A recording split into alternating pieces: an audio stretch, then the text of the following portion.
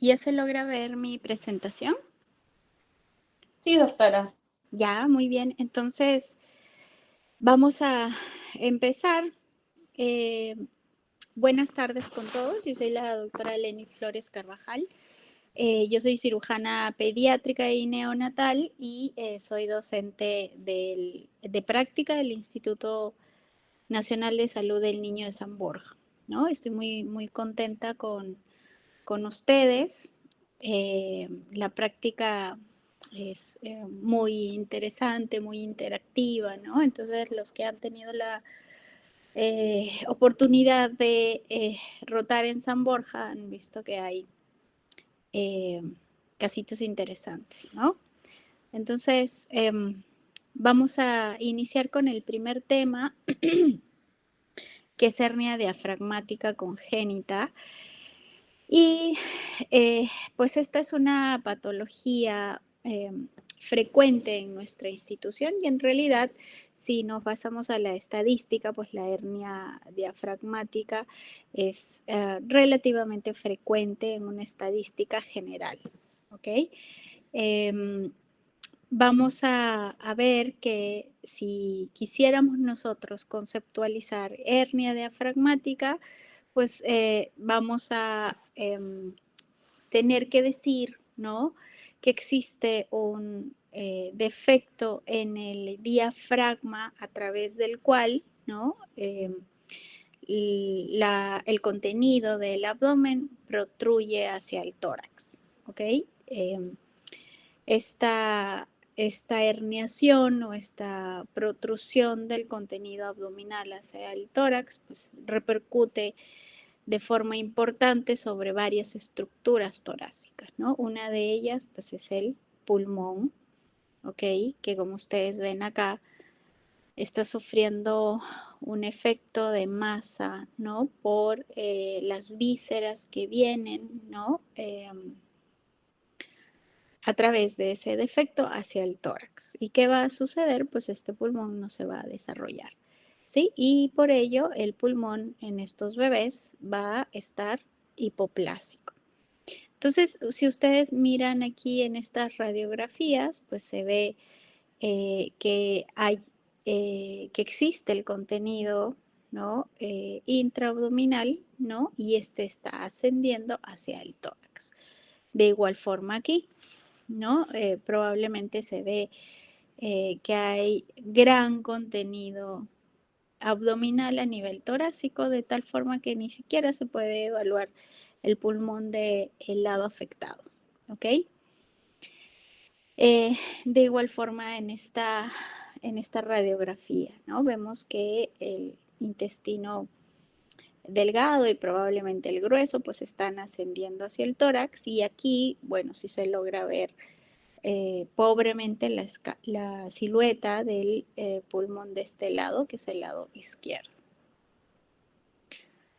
Y aquí, vean ustedes, esta radiografía es bastante evidente, ¿no? En una radiografía tóraco-abdominal, lo que estamos evidenciando, pues es que el abdomen está vacuo, ¿no? Lo único que existe en el abdomen es un poco de estómago y un asa intestinal proximal, ¿ok? El resto del contenido abdominal ha ascendido hacia la cavidad torácica. Entonces, eso es una hernia diafragmática, ¿no? Es un defecto estructural en el diafragma a través del cual va a haber una protrusión del contenido del abdomen hacia el tórax, ¿ok? Entonces, si ustedes se han dado cuenta, con estas fotografías ya pueden ustedes más o menos deducir de qué lado es más frecuente la hernia, ¿no? Entonces, el lado izquierdo. Eh, si hablamos sobre generalidades, pues hablamos de una prevalencia de entre 1 a 4 por cada 1000 nacidos vivos. ¿Ok? Afecta con mayor frecuencia al sexo masculino, tiene una mortalidad bastante alta, entre 20 y 30%.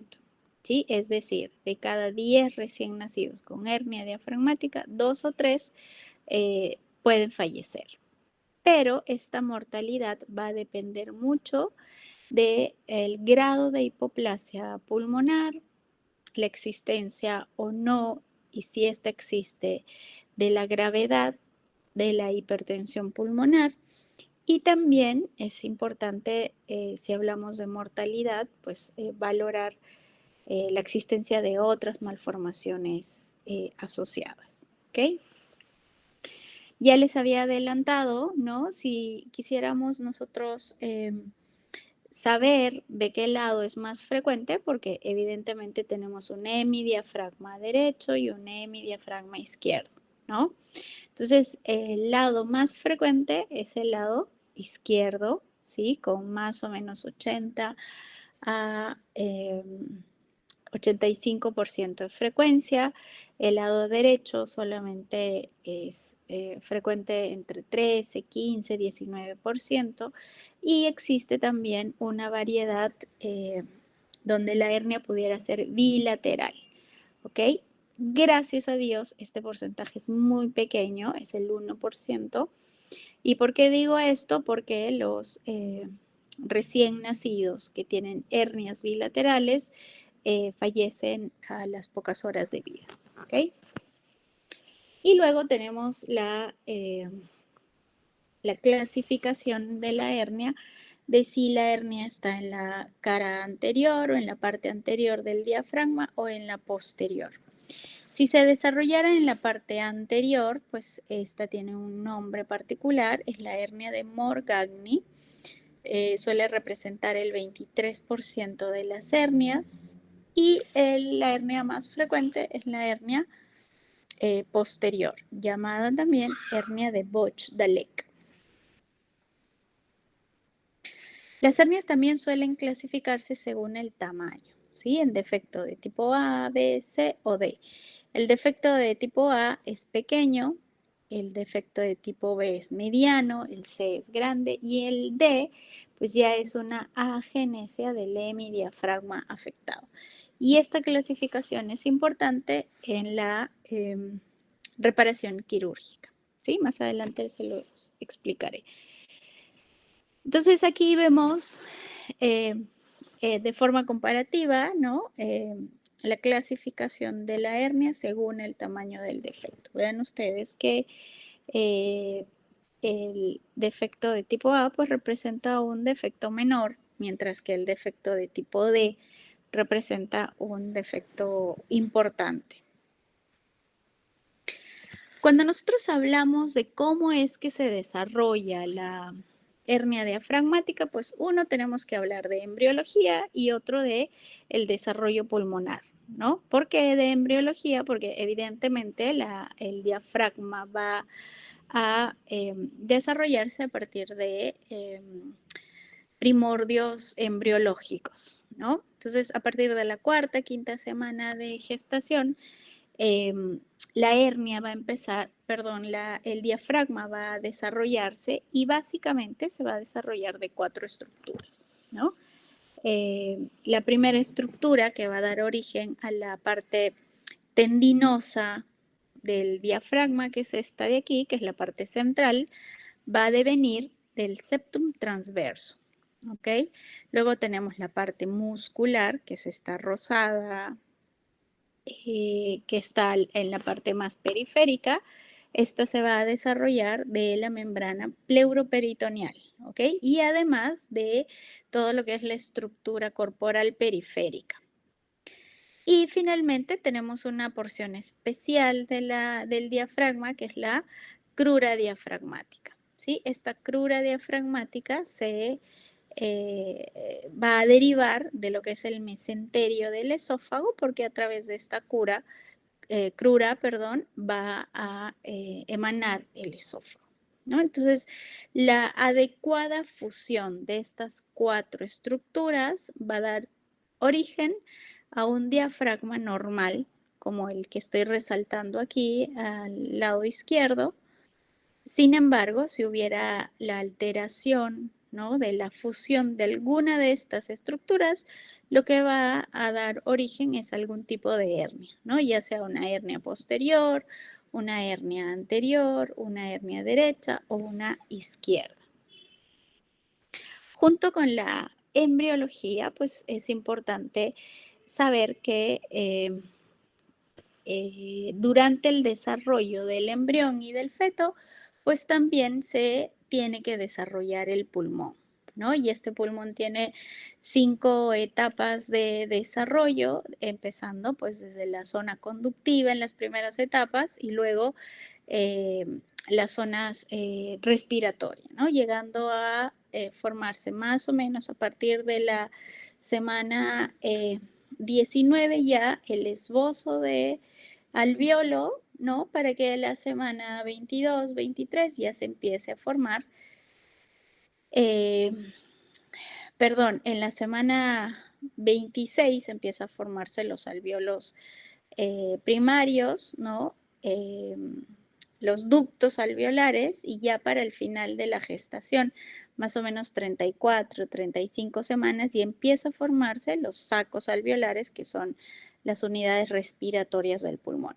Entonces, cuando hay una protrusión del contenido del abdomen hacia el tórax, pues va a existir una compresión sobre estas estructuras, ¿no? Y no solo sobre el pulmón, vamos a ver más adelante que también sobre el corazón. Entonces, este desarrollo se va a ver interrumpido, ¿no? Y como consecuencia de esta alteración, pues vamos a tener que hay una reducción en la ramificación de los bronquios y bronquiolos, va a haber una detención de la ramificación del árbol arterial pulmonar y estos cambios van a traer como consecuencia una remodelación a nivel de las estructuras vasculares pulmonares y con ello traer consigo una vasoconstricción principalmente de la arteria pulmonar,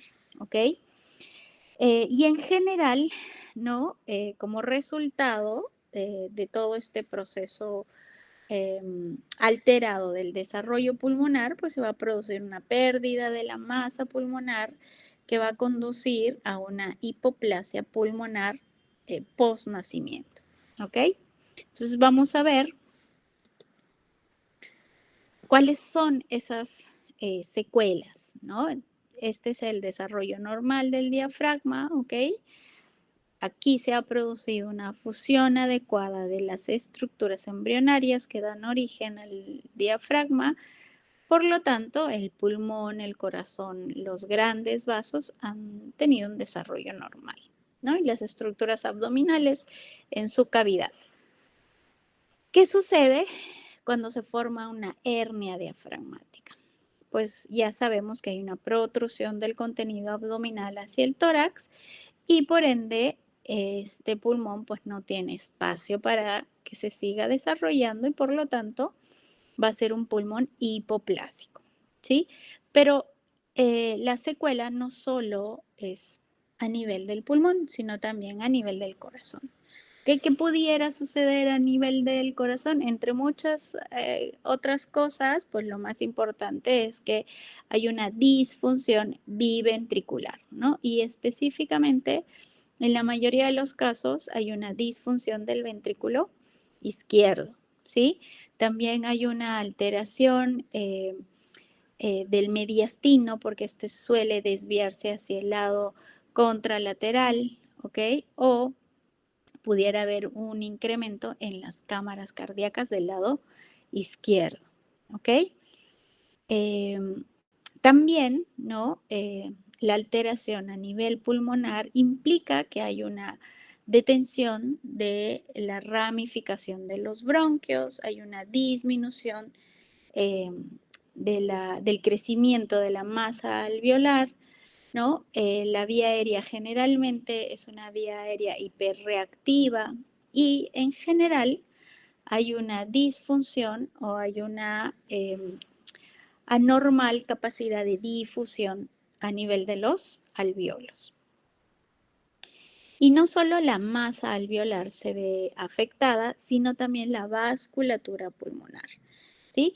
Entre otras secuelas de esta malformación, pues está que hay una disminución de la ramificación arterial, ¿no? Hay una disminución de la capilaridad alveolar, ¿ok?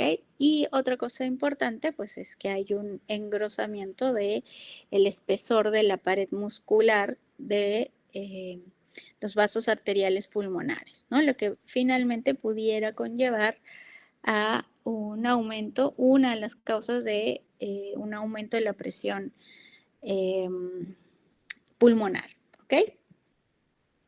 Entonces, esta hernia diafragmática ya sabemos que va a causar pues disfunción específica en el pulmón, ¿no? Produciendo una hipoplasia pulmonar y también afecta mucho la disfunción del endotelio y del músculo liso arterial pulmonar, ¿no? Entonces va a haber un desbalance entre los factores circulatorios vasodilatadores y vasoconstrictores, ¿ok? Lo que finalmente va a conllevar a que haya un círculo vicioso, ¿no? ¿Qué sucede? Sucede que hay una hipoplasia pulmonar, hay una hipoplasia del ventrículo izquierdo, hay una deficiencia de el agente tensoactivo. Esto va a llevar a que el bebé eh, presente hipoxemia, hipercapnia, acidosis. Esto de aquí va a conllevar a que haya una vasoconstricción a nivel de la arteria pulmonar y evidentemente una vasoconstricción en la arteria pulmonar va a llevar a una hipertensión pulmonar. Esta hipertensión eh, va a ocasionar varias consecuencias, ¿no? Uno, que es muy importante, pues va a mantener permeable la circulación fetal, ¿ok? Ya sabemos que cuando un recién nacido nace, pues se cierran algunos shunts, ¿no? Pues no, con la hipertensión pulmonar esos shunts van a permanecer abiertos y se va a perpetuar el cortocircuito de derecha a izquierda. Y así sucesivamente, ¿no? Se produce un círculo vicioso que va a mantener sobre todo la hipertensión pulmonar.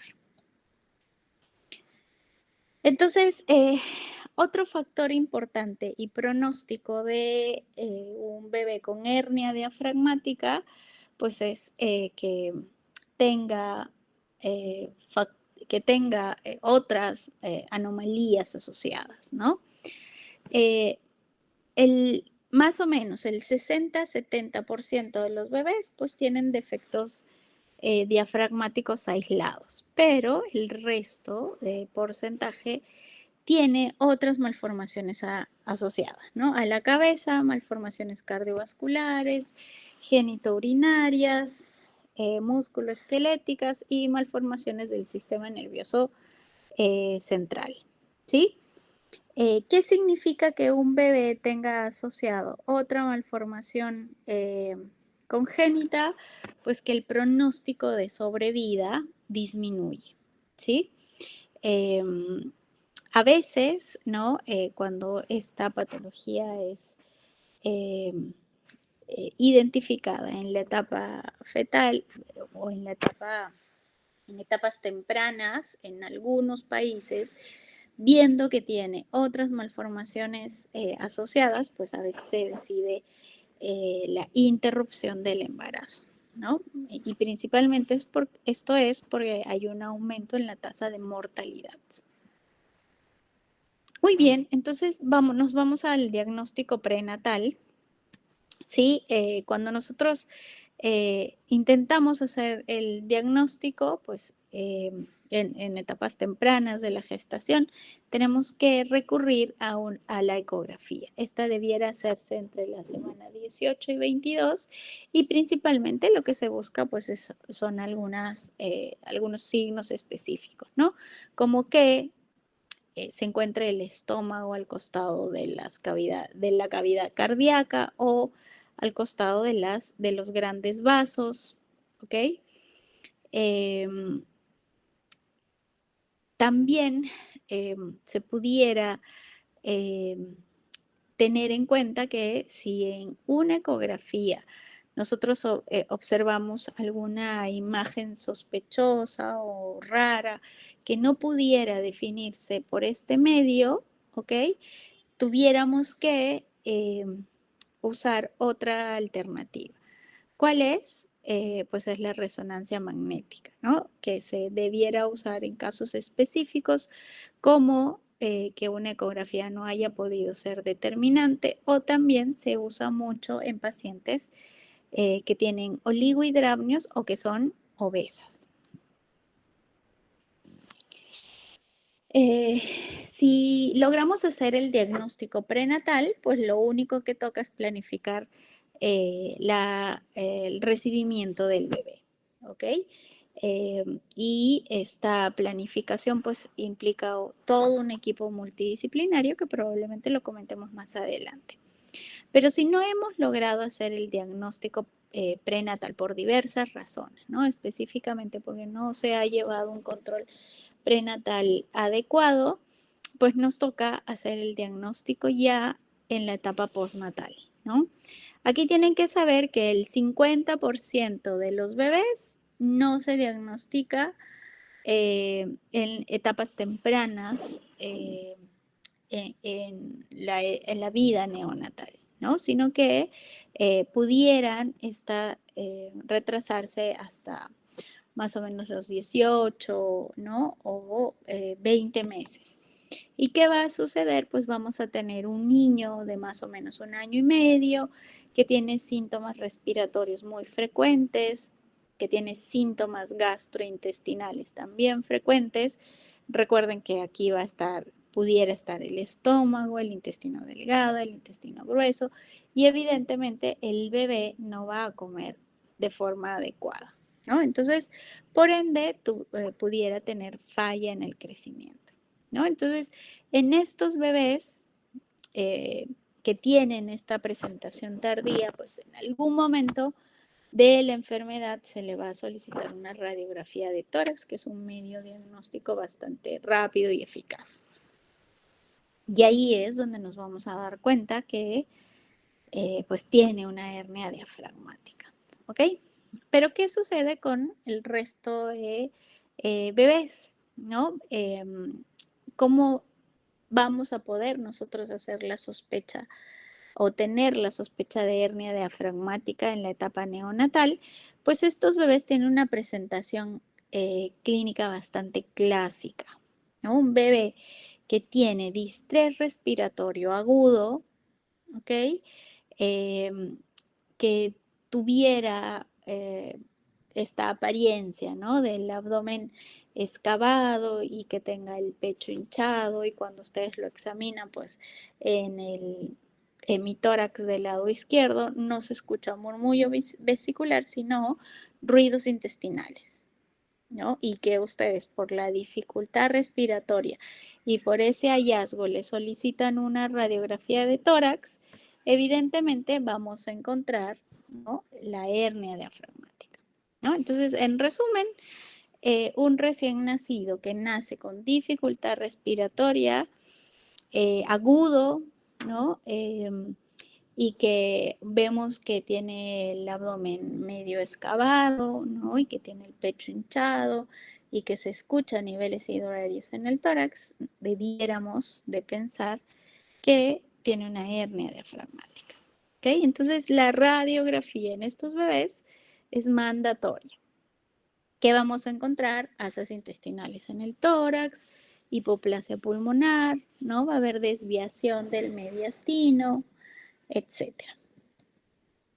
Si no tuviéramos el diagnóstico claro y por ahí pues vemos en la radiografía, no sé, una imagen eh, eh, radio opaca, ¿no? Que no parece intestino, no sé, pareciera algo distinto a hígado, o no estuviéramos seguros, pues podemos hacer tomografías, ¿sí? Buscando signos muy similares al de la eco, ¿no? Buscar uno, el diafragma, ver si este está indemne y completo, y otro, pues buscar, no sé, si esa imagen radio opaca que hemos visto pudiera corresponder al hígado de repente, ¿no?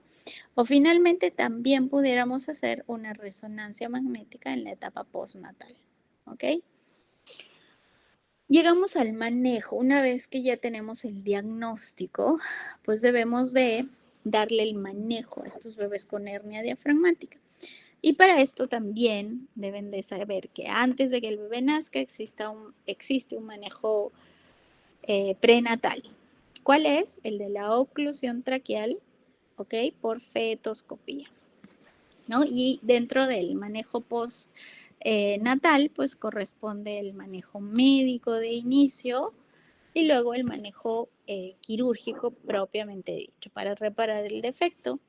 Este pudiera tener un abordaje abierto o un abordaje mínimamente invasivo. ¿De qué se trata la oclusión traqueal? Este manejo prenatal es un manejo que no se brinda o no está muy eh, presente en todos los hospitales, en todos los países del mundo, ¿no? Es un procedimiento bastante exclusivo de algunos centros. ¿Por qué? Pues porque se ha hecho ya muchos procedimientos ahí, ¿no? Uno de ellos, por ejemplo, es España, es Italia, ¿no? En nuestro país no estoy segura si en la maternidad pudieran hacer este procedimiento, pero en todo caso les brindo algunos puntos específicos, ¿no? ¿De qué se trata? Se trata de colocar un balón, ¿sí? Eh, a nivel de la tráquea, ¿sí? Más o menos, el procedimiento suele realizarse entre la semana 27 y 29 de gestación, ¿sí? Como ustedes ven aquí, pues el balón en la tráquea se coloca por fetoscopía. ¿Qué significa? Se coloca un trocar aquí, una cámara, vemos el útero, luego tenemos que ubicar al bebé, ¿no? Vamos a ver más adelante un video, pero una vez que se ubica la vía aérea del bebé, pues se coloca este balón que es autoexpandible. ¿Sí? ¿Y qué va a provocar este balón en la tráquea durante todas las semanas que se va a quedar? Pues lo que sucede es que va a aumentar la presión dentro del parénquima pulmonar, ¿ok? Esta presión dentro del parénquima del pulmón va a ocasionar que haya un crecimiento pulmonar, ¿sí? Eh, este crecimiento, eh, este crecimiento pulmonar suele también estar eh, eh, enlazado, ¿no? Con ciertos receptores de crecimiento a nivel del pulmón, ¿ok? Eh, ¿Y qué es lo que ocasiona? Bueno, finalmente lo que se quiere lograr con esto es que haya un crecimiento pulmonar o al menos mejorar el volumen pulmonar, ¿sí? Lo que pasa es que este balón también, al estar ocluyendo pues la vía aérea, ¿no? Aquí no va a permitir que haya un intercambio eh, de líquido pulmonar que se suele producir eh, todo el tiempo en estos bebés, ¿no? En los fetos. Entonces, eh, ese líquido pulmonar pues, va a ocasionar eh, la activación, ¿no? De estos factores de crecimiento, ¿no? A nivel del pulmón, ¿ok? Ya para la semana 34 se suele remover este balón de la misma forma en la que se ha colocado y los resultados pues son evidentes, ¿no? Este pulmoncito ya no está así tan pequeño, ¿no? Al menos tiene un volumen pulmonar no normal, pero es adecuado. Vamos a ver aquí la simulación de la colocación de este balón, ¿no? Entonces, este se realiza evidentemente bajo anestesia, ¿no? Se pone un trocar que invade hasta el útero, se busca la posición del bebé, ¿no? Y luego se ubica la epiglotis, se ubica la tráquea y se deja el balón, ¿no? Este balón se insufla automáticamente y lo dejamos ahí, ¿no? Y se retira. Evidentemente, este procedimiento pudiera tener complicaciones, ¿ok? Por eso es que no todos los centros lo hacen, ¿no? Y de hecho, cada centro tiene sus protocolos, ¿no? Cada hospital, cada centro materno tiene bien claro cuáles son sus criterios de inclusión y los criterios de exclusión para aquellos bebés que se benefician con este tratamiento. Y este es el retiro de este balón en vivo ya de un fetito. Vean ustedes, se coge el balón, sale el balón y ahí se ve pues la tráquea, ¿no? Si ven al fondo está el bronquio derecho y el bronquio izquierdo, ¿no? Y se coge el baloncito,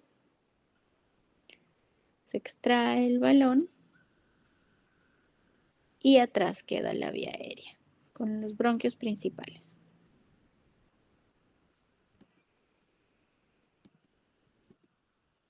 Muy bien, entonces, una vez que nosotros tenemos a un bebé ya en la etapa postnatal con diagnóstico de hernia diafragmática, pues debemos saber una cosa, ¿no? Que el manejo eh, quirúrgico del bebé no es una emergencia. Lo primero que tenemos que hacer es brindarle un soporte médico para estabilizar a nuestro bebé. Y para ello, pues hay tres grandes pilares en los que debemos de tratar, ¿no? Debemos de tratar la hipoplasia pulmonar, debemos de tratar la hipertensión pulmonar y debemos tratar la hipoplasia del ventrículo. Por ejemplo, si quisiéramos tratar la hipoplasia pulmonar, pues aquí el bebé entra en una falla ventilatoria, ¿no? Y generalmente lo encontramos en acidosis respiratoria. Eh, entonces, ¿cuál es el objetivo terapéutico? Mejorar, ¿no? El volumen pulmonar. Y para ello existe aquí un principio que es la hipercapnia permisiva. Entonces van a mantener al bebé con niveles de CO2 un poco por encima de lo normal, ¿ok? Luego tenemos el tratamiento de la hipertensión pulmonar, pues para ello lo que se hace es usar vasodilatadores pulmonares específicamente. Y si hablamos de la hipoplasia del ventrículo, pues básicamente lo que va a producir es una hipotensión y una acidosis metabólica. Entonces el manejo específico va a tratar esta hipotensión. ¿Y con qué? Pues usamos generalmente vasoactivos, ¿no? Inotrópicos, losotrópicos, para poder mantener sobre todo óptima la poscarga. Una vez que nuestro bebé esté estable, pues vamos a pensar en la reparación quirúrgica. ¿Ok? Y para ello les he mencionado pues que existe un abordaje abierto y uno mínimamente invasivo, y cada uno de ellos pues tiene un abordaje específico, ¿no? Ya sea por abdomen o por tórax. Para nosotros poder determinar el momento adecuado para la corrección quirúrgica, pues a veces no a veces, siempre nos dejamos llevar por algunos consensos, ¿no? Donde ya nos permiten, donde ya nos dicen cuáles son esos requisitos para que nuestro bebé pudiera entrar a sala. Por ejemplo, en este, ¿no? El mantener una presión arterial media normal para la edad gestacional del bebé implica que se ha podido corregir, ¿no? El tema de la disfunción biventricular, ¿no? El mantener al paciente con una diuresis mayor de 2 mililitros por kilo por hora también implica que el bebé tiene un buen volumen sanguíneo, ¿no? El que tenga valores de lactato en sangre menor a 3 milimol por litro también implica que ya estuviese listo para cirugía, ¿no? Y evidentemente necesitamos tener un bebé sin hipertensión pulmonar, ¿no? ¿Y con qué se hace ese seguimiento? Pues es con ecocardiografía. ¿Ok? Entonces ya tenemos al bebé listo para la reparación quirúrgica y una vez que nosotros programamos a este bebé para la reparación quirúrgica, pues cualquiera sea el abordaje, el principio quirúrgico es el mismo, ¿no? Se hace una incisión sobre la cavidad elegida, se identifica el defecto, se reduce el contenido, se extirpa el saco si es que hubiera, porque algunas hernias tienen saco herniario, y finalmente se cierra el defecto. ¿Ok? Vamos a ver a continuación cómo es este cierre, ¿no? Entonces aquí viene la importancia del tamaño del defecto. Evidentemente, defectos pequeños, ¿no? Se logra hacer el cierre con una reparación primaria con puntos en U, ¿ok? Que nos permiten cerrar este defecto en el diafragma. Pero ¿qué sucede con defectos grandes? Pues en ese caso lo que tenemos que hacer es usar eh, material protésico, ¿no? En forma de mallas, se usan mallas. Ustedes están viendo acá que probablemente este haya sido un defecto pequeño, ya ahí mediano, pues se puede hacer este cierre primario. En defectos grandes o cuando existe agenesia del diafragma, pues se tiene que colocar una malla. Si nosotros hacemos el abordaje abierto, ya sabemos que tenemos opción de elegir pues la cavidad abdominal o la cavidad torácica, ¿no? Por dónde queremos hacer la reparación. Si escogemos hacer el abordaje por abdomen y con cirugía convencional, pues estamos hablando de una laparotomía, ¿sí? ¿Y cuál es la ventaja de la laparotomía? Pues es el de si existe otra malformación intestinal asociada, pues se pudiera resolver en ese mismo acto quirúrgico. ¿Y a qué me refiero? No sé, pues una hernia diafragmática asociada a una atresia intestinal, ¿no? Entonces, en ese caso, se logra a través de este abordaje corregir las dos malformaciones. Esta es la incisión en caso tuviéramos una hernia izquierda y si quisiéramos hacer el abordaje por abdomen. Y en este caso, ¿no? Si hiciéramos un abordaje por abdomen y abierto, el principio quirúrgico es el mismo, ¿no? Ustedes aperturan la cavidad, identifican primero los bordes del diafragma, luego reducen el contenido que ha protruido a través de este defecto y luego lo que se tiene que hacer pues es el cierre del defecto, ¿ok? Lo mismo aquí, ¿no? Se ha hecho la incisión, se ha identificado los bordes del diafragma, esto del fondo es el pulmón, ¿ok? Y una vez que se ha reducido todo el contenido a la cavidad que le corresponde, pues se hace el cierre del defecto, ¿sí? Con puntos en U. ¿Qué sucede si queremos hacer la reparación de la hernia por el tórax y con cirugía convencional? Se trata de una toracotomía. ¿Dónde debiéramos hacer la incisión? Pues es generalmente en el sexto espacio intercostal, ¿no? Del lado que esté el defecto. ¿Cuál es la ventaja? Pues que con la toracotomía logramos identificar mejor la ceja posterior del diafragma, que a veces no se logra hacer por el lado abdominal. ¿Ok? Bueno, y luego está el abordaje mínimamente invasivo con todas las ventajas que ustedes ya conocen, ¿no? El gol estándar para la reparación de una hernia diafragmática es la toracoscopía, ¿sí? La posición del paciente suele ser en decúbito lateral, ya sea derecho si el defecto es izquierdo o al revés, izquierdo si el defecto es derecho. ¿Ok? Se usan generalmente 3 puertos. Se debe de tener en cuenta que la presión intratorácica no debiera ser mayor de 5 o 6 milímetros de mercurio. ¿Ok? Y aquí pues el principio es el mismo. ¿Ok? Una vez que hemos abordado el tórax, lo que tenemos que hacer es identificar bien eh, los bordes del defecto diafragmático, que es este de aquí. Luego tenemos que regresar o reducir esto de aquí, que es contenido intraabdominal, que está ahorita en el tórax, regresarlo por este agujerito al abdomen.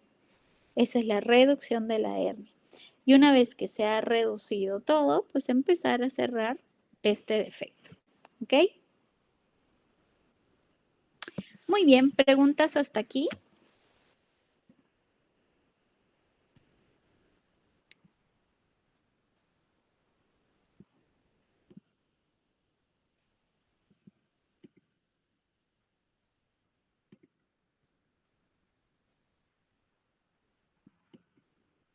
¿Alguna duda? Si no tienen dudas, pues vamos a llamar lista, ¿ok?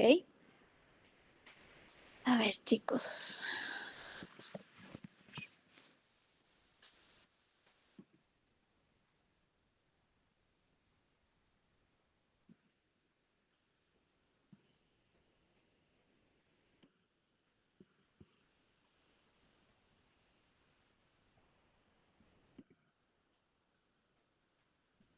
Muy bien, entonces tenemos aquí